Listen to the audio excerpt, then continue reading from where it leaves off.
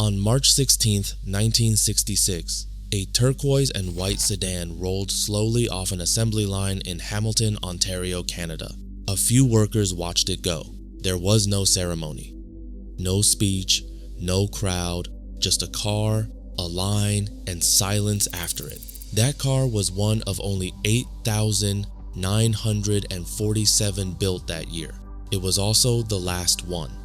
The last car Studebaker Corporation would ever produce. The company that had started in a two-man blacksmith shop in South Bend, Indiana, in 1852, that had outlasted covered wagons and horse-drawn carriages and 2 world wars and the Great Depression, had finally run out of road.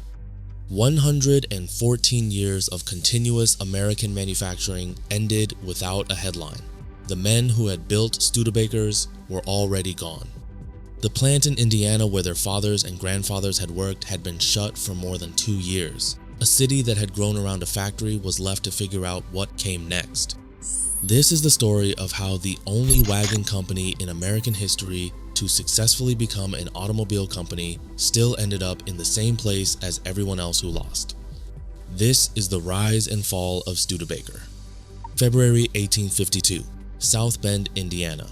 2 brothers, Henry and Clement Studebaker, open a blacksmith shop at the corner of Michigan Street and Jefferson Boulevard. They are not building cars. Cars do not exist. They are making iron parts for wagons, working with their hands in a small Midwestern town most of the country has never heard of. The timing is not accidental. The California Gold Rush had begun 3 years earlier. The westward expansion of the United States was accelerating every season. Farmers, miners, and pioneers needed wagons. Reliable ones. Wagons that would survive 1,000 miles of unforgiving terrain without falling apart. The Studebaker brothers built those wagons. Henry was deeply religious, a Dunkard Brethren, and eventually stepped away from the business when a military contract arrived that he could not reconcile with his faith. His brother John Moeller, who had spent years in Placerville, California, making wheelbarrows during the gold rush and had saved $8,000, came back to South Bend and bought in. The remaining brothers, Clement, John Moeller, Peter, and Jacob, built the company into something larger than any of them had imagined. In 1857, they built their first carriage. That same year, they won a military subcontract to make 100 wagons for the Federal Army. It was the beginning of a relationship between the Studebaker name and American military logistics that would last nearly a century. By 1868, the operation was large enough to incorporate formally. The Studebaker Brothers Manufacturing Company was chartered with $250,000 in assets, nearly $4 million in today's money. That same decade, a devastating fire in June 1872 and the economic panic of 1873 nearly destroyed what the brothers had built. They kept going. By 1867, before the fire, they had employed nearly 200 workers and were completing a carriage every 10 minutes. After the panic passed, they rebuilt and expanded into 9 cities, from New York to San Francisco. The Studebaker name became the most trusted name in American transportation before the automobile existed. They were the world's largest wagon manufacturer. They had reached the top of their industry, and then the industry they had conquered became obsolete. Here is the fact that separates Studebaker from almost every other company in American business history. Studebaker was the only wagon and carriage manufacturer in the United States to successfully make the transition into the automobile industry, not one of the others. Not the dozens of wagon builders that had competed with them across the Midwest and the East. Just Studebaker. That alone deserves a moment. An entire industry of horse-drawn vehicle makers watched the automobile arrive and went out of business. Studebaker looked at the same vehicle and decided it was a complement to the wagon, not a replacement. And then, slowly and carefully, it built an automobile business from scratch while still selling wagons.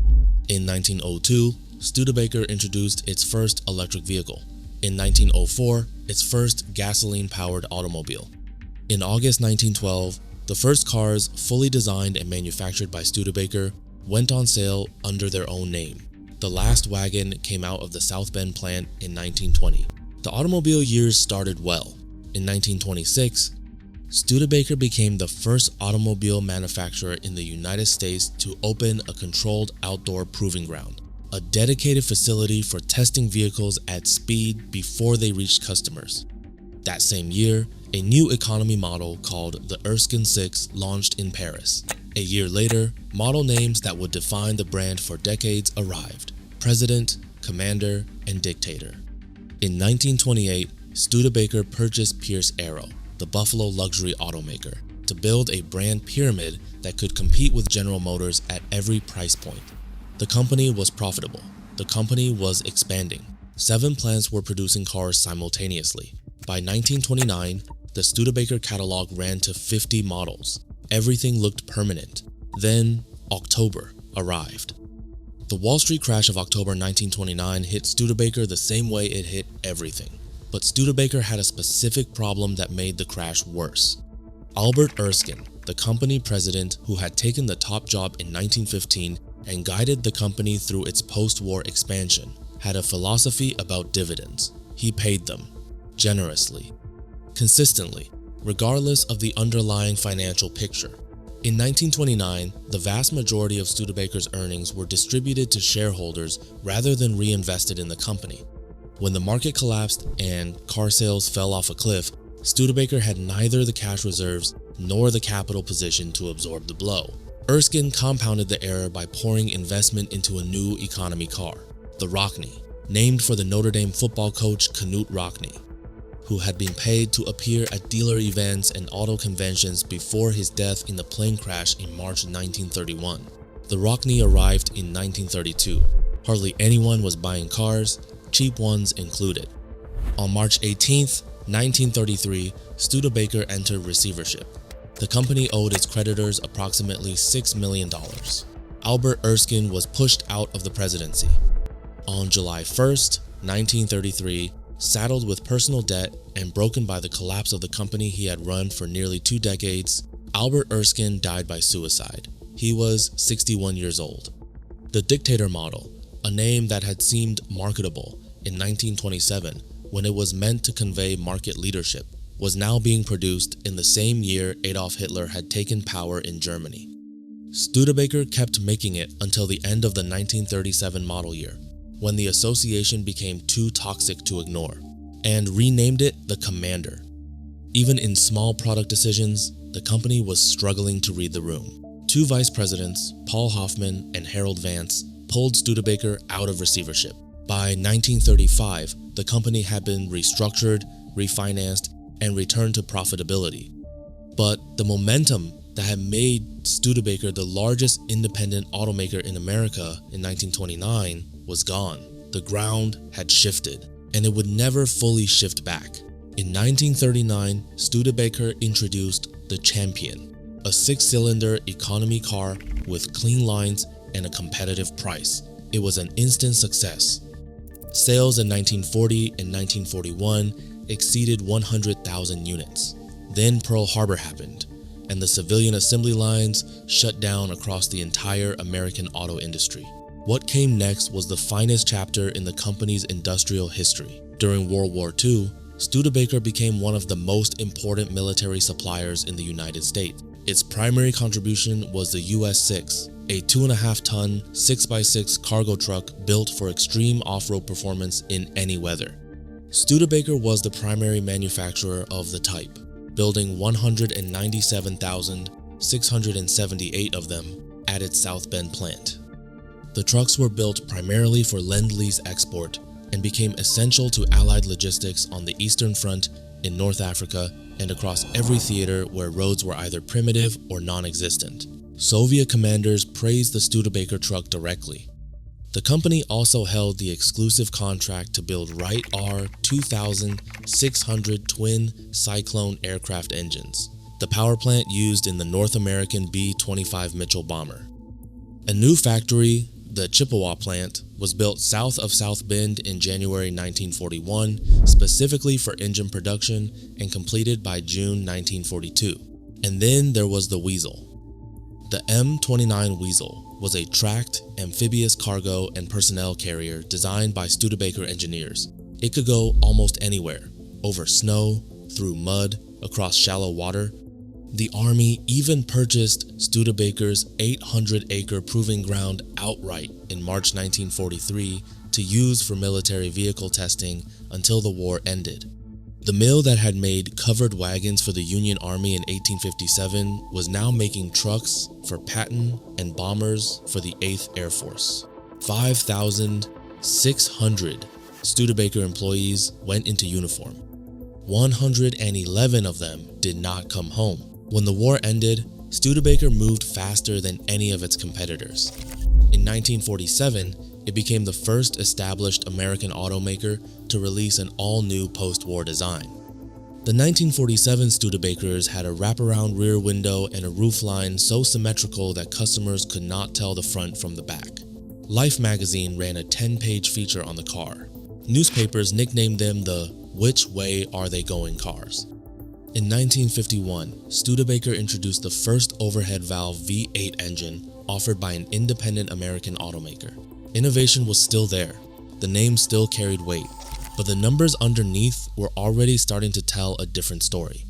By 1954, Studebaker was producing roughly 80,000 cars per year. Its break-even point was estimated at approximately 280,000. That gap, nearly 200,000 units between what they were making and what they needed to make, was not a gap that could be closed with better advertising or a new model name. It was a structural problem. The big three, General Motors, Ford, and Chrysler, had manufacturing scale, dealer networks, and capital that Studebaker could not match. Every car Studebaker built cost more per unit than the equivalent car built in Detroit, and the price had to be competitive with Detroit. The math did not work. It had not worked for years. Management had been hoping volume would eventually catch up. Volume was not catching up. In 1954, Studebaker merged with Packard Motor Company to form Studebaker-Packard Corporation. The logic was consolidation. Two struggling independents combining resources to compete with the giants. The reality was two companies with overlapping problems trying to solve each other's debts. Packard was not healthy either. The merged company lost money. Packard production ended in 1958. The Packard name, one of the most prestigious in the history of American automobiles, was quietly retired after decades of history and zero ability to sustain the losses it was generating at its new parent. Studebaker-Packard dropped the Packard from its name in 1962 and went back to being simply Studebaker.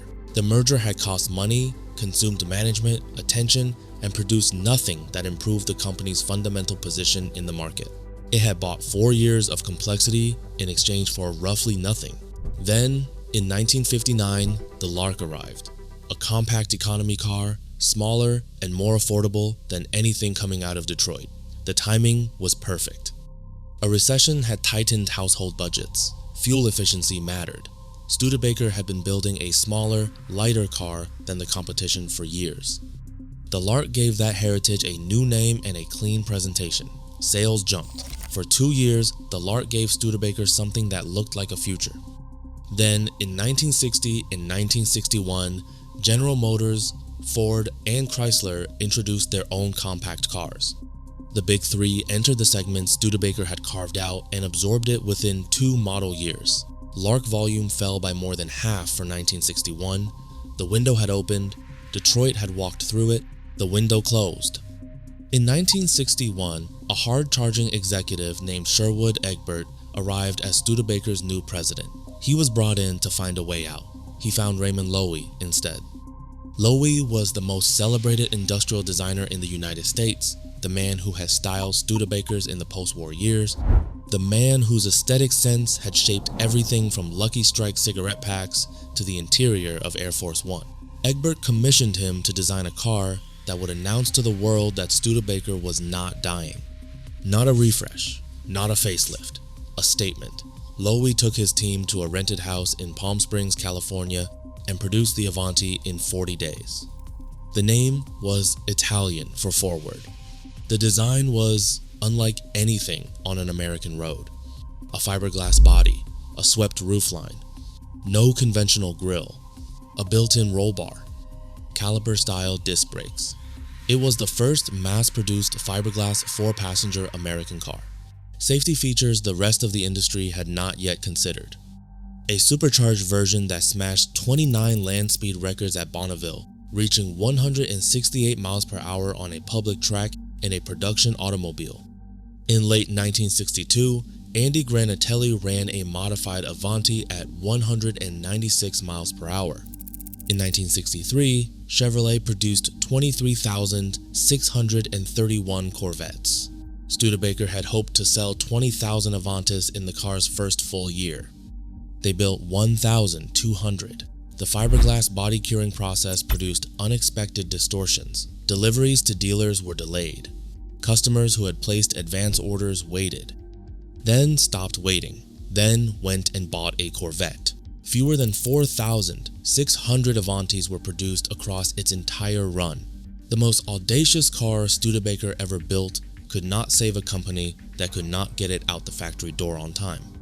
Egbert himself fell gravely ill with cancer in late 1963.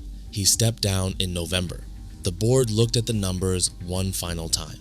On December 9, 1963, Studebaker announced the closure of its South Bend, Indiana factory. 11 days later, on December 20th, 1963, the last car rolled off the line in the city where the company had been built. 111 years after Henry and Clement Studebaker opened their blacksmith shop at the corner of Michigan and Jefferson, the plant went quiet. Production shifted to Hamilton, Ontario. The plan was to survive on a lean basis, around 20,000 units per year, with simplified models and lower overhead. The 1965 production run came close to that target. The board looked at the numbers anyway.